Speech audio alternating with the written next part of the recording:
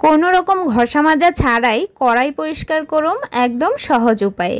দীর্ঘদিন রান্না করার ফলে কড়াইয়ে দেখবেন যে জেদি দাগ বসে যায়, আর সেই দাগটা তোলা কিন্তু অতটাও সহজ নয়। তাই সহজ উপায়ে আজকে আপনাদেরকে এই টিপসটি শেয়ার করব। কিভাবে এরকম নতুনের মতো চকচক করবে কড়াইটা, সেইটাই আপনাদেরকে দেখিয়ে দিচ্ছি। প্রথমে আমি এখানে চুলাটা জ্বালিয়ে নিয়েছি, আর একটা পুরনো কড়াই আমার, এটা অনেক দিন হয়েছে পরিষ্কার করা হয়নি। তো আস্তে আস্তে রান্না করতে করতে এরকম জেদি দাগ বসে গেছে। তো আমি কি করেছি, প্রথমে চুলাটা জ্বালিয়ে কড়াইটাকে বসিয়ে দিয়েছি, আর প্রথমে হাই হিটে 5 থেকে 6 মিনিটের মতো খুব ভালো করে হিট করে পুড়িয়ে নিতে হবে। আর যখন আস্তে আস্তে কড়াইটা গরম হওয়া শুরু করবে আর পোড়া শুরু করবে, তো চারদিকটাকে আমি ঘুরিয়ে ঘুরিয়ে এভাবে আরও ভালো করে পুড়িয়ে নিচ্ছি। অনেকেই বলে 3 মিনিটে 5 মিনিটে কড়াই পরিষ্কার করা যায়, সেগুলো কিন্তু একদম মিথ্যা কথা। কেননা আমি আপনাদের সাথে কোনো রকম মিথ্যা কথা বলবো না, যতটুকু সময় আমার লেগেছে সেটা আমি আপনাদের সাথে ক্রমান্বয়ে শেয়ার করছি। আর কিভাবেও পরিষ্কার করেছি, কতটা সময় লেগেছে, সেটা সবগুলো এই ভিডিওতে আজকে বলে দিব। অনেক পুরনো কড়াইয়ে জেদি দাগ বসে গেছে, অথচ আপনি চাইবেন যে 10 মিনিটে সেটা পরিষ্কার করার জন্য, কখনোই সেটা সম্ভব না।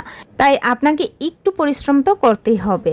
তো আমি প্রথমে এই কড়াইটাকে খুব ভালোভাবে চারদিকটা একদম পুড়িয়ে নিয়েছি। পোড়ানোর সাথে সাথে নিচে কিন্তু অনেক কালো কালো অংশগুলো আস্তে আস্তে পড়া শুরু করবে, আর যে কালো কালো ভারী হয়ে প্রলেপ পড়েছে সেগুলোও কিন্তু ধীরে ধীরে পড়া শুরু করবে।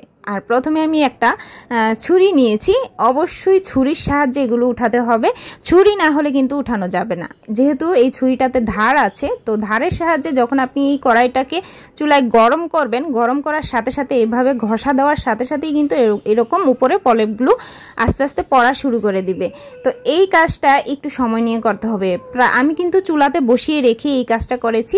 যখন এভাবে চাকু দিয়ে ঘষা শুরু করবেন, তখন কিন্তু চুলার আঁচটা মিডিয়ামে রাখতে হবে, না হলে কিন্তু হাতে লেগে যাবে।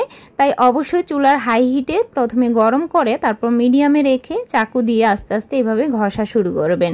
আর ঘষাটা কিন্তু একটু জোরে শক্তি দিয়ে ঘষতে হবে, তাহলে কিন্তু এগুলো আস্তে আস্তে পড়া শুরু করবে। যেহেতু কড়াইয়ে অনেক দিন ধরেই দাগগুলো জেদি হয়ে বসেছিল, তো সেহেতু আমি এখানে কিন্তু 1 ঘন্টার মতো সময় দিয়েছি, আর খুব ভালোভাবে প্রেসার দিয়ে এগুলোকে উঠানোর চেষ্টা করেছি। তবে যতটুকু সম্ভব ততটুকুই কিন্তু উঠিয়েছি। দেখবেন যে ছুরি দিয়ে কিন্তু সব জায়গার কালো দাগগুলো খুব ভালো করে উঠানো সম্ভব হচ্ছে না।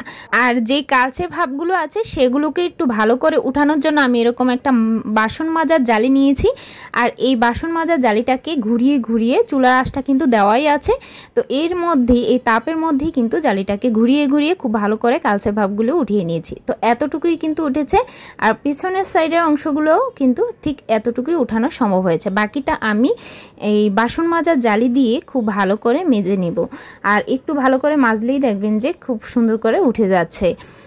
আর কড়াইটা থেকে ঠিক এতগুলো ময়লা বের হয়েছে, যেটা আমি জমিয়ে রেখেছি। আরও অনেকগুলো ছিল, সেগুলো আমি কিন্তু মুছে নিয়েছিলাম। তো এই রকমভাবে আমি খুব ভালো করে একদম মেজে নিয়েছি। মেজে নেওয়ার পর কিন্তু এরকম চকচকি করবে। একটু ভীম সাবান নিয়ে আর একটু বালি নিয়ে ঘষা দিয়েছি, বাস সাথে সাথেই কিন্তু এরকম সুন্দর ঝকঝকে পরিষ্কার হয়ে গেছে। অবশ্যই এই টিপসগুলো সঠিকভাবে পালন করবেন, দেখবেন যে কষ্ট করে হলেও কড়াইটা খুব সুন্দরভাবে পরিষ্কার হয়ে গেছে। আর দেখবেন যে যেই কড়াইগুলো অনেকে ভিডিওতে দেখায় যে একদম ঝকঝক হয়ে গেছে, সেগুলো তারা নতুন কড়াইগুলোই একটু মেজে তারপর দেখিয়ে দিচ্ছে।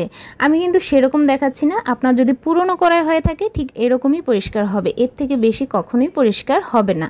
তো আজকের এই ভিডিও টিপসগুলো কেমন লাগলো, আর এভাবে অবশ্যই ট্রাই করে দেখবেন বাসায়, অবশ্যই সফল হবেন। যদি ভিডিওটি ভালো লাগে অবশ্যই শেয়ার করতে ভুলবেন না। আজকের মতো এই পর্যন্তই, টাটা।